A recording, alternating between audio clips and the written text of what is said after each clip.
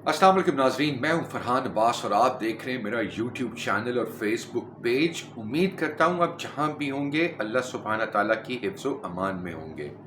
मेरे चैनल को सब्सक्राइब करना मत भूलिएगा। मुझे इस वीक में 5000 सब्सक्राइबर कंप्लीट करने हैं और यही वो सपोर्ट है जो आप मेरी कर सकते हैं। बेल आइकॉन ज़रूर दबाइएगा। वीडियो अच्छी लगे तो लाइक और शेयर ज़रूर कीजिएगा।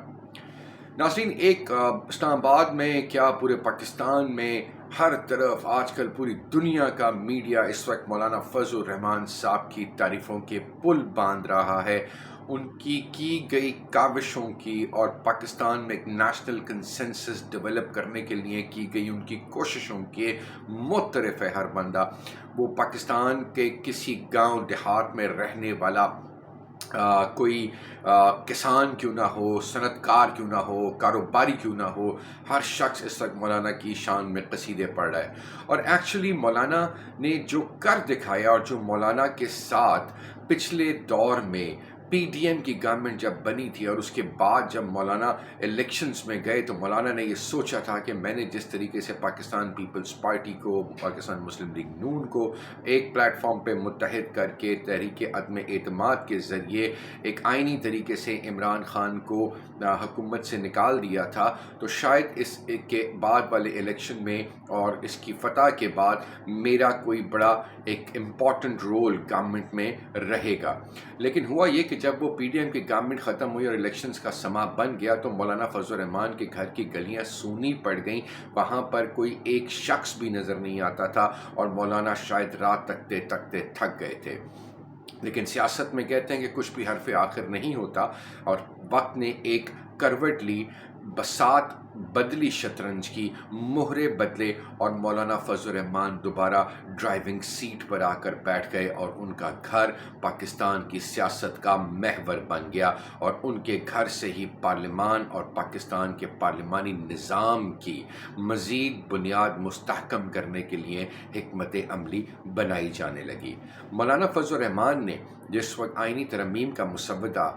हुकूमत वक्त ने उनके साथ शेयर किया था, मौलाना ने स्ट्रेट अवे उसको रिजेक्ट कर दिया और मौलाना का रिजेक्ट करना हुकूमत के लिए एक बहुत बड़ी नाकामी थी, जिसको वो छुपाने के लिए मौलाना के पास बार बार चक्कर लगाते रहे। फिर हुकूमत ने पाकिस्तान पीपल्स पार्टी बिलावल भुट्टो ज़रदारी साहब का साथ मांगा और बिलावल भुट्टो ज़रदारी मौलाना के घर 18 मरतबा इन आइनी तरमीम की मुलाकातों के सिलसिले में गए।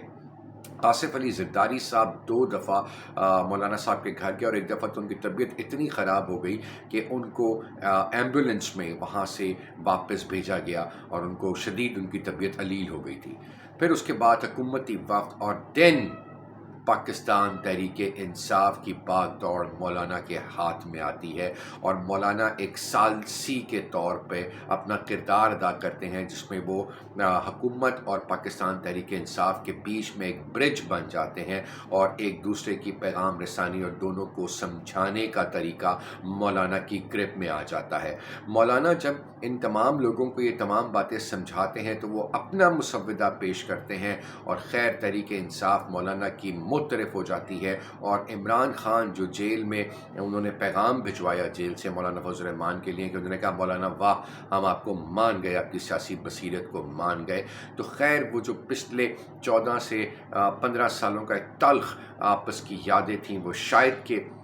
इन्होंने भुला दी हैं और सियासत में कोई हरफ आखिर होता नहीं है। तो अब एक नए दौर की इब्तिदा है मौलाना फजल रहमान की और पाकिस्तान तहरीक इंसाफ की। लेकिन अब सवाल ये पैदा होता है कि जब पाकिस्तान तहरीक इंसाफ इन पार्लिमानी तरमीम को मान नहीं रही तो उसमें पार्लिमानी कमेटी में ये 3 नाम पाकिस्तान तहरीक इंसाफ के किसने डलवा दिए। तो नाज़रीन, ये कमाल भी मौलाना को क्रेडिट जाता है कि मौलाना ने उनको समझाया है कि अगर आप इस पार्लिमानी कमेटी में नहीं बैठेंगे तो आप जस्टिस मंसूर अली शाह के लिए आवाज़ बुलंद नहीं कर सकेंगे और अगर आपने आवाज़ इस कमेटी में बैठकर बुलंद ना की तो फिर आपकी आवाज़ दब जाएगी। आप अगर हिमायत करना चाहते हैं मंसूर अली शाह की तो आपको इस पार्लिमानी कमेटी में जो जजों की तकर्रुरी का फ़ैसला करेगी आपका वहाँ पर मौजूदगी बहुत ज़रूरी है।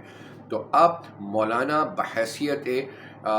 ان اناؤنسڈ پاکستان تحریک انصاف کے چیئرمین اس وقت کام کریں، اور شاید کہ پاکستان تحریک انصاف کو مولانا فضل الرحمان جیسے جید سیاستدان، جید عالم کی ضرورت بھی تھی۔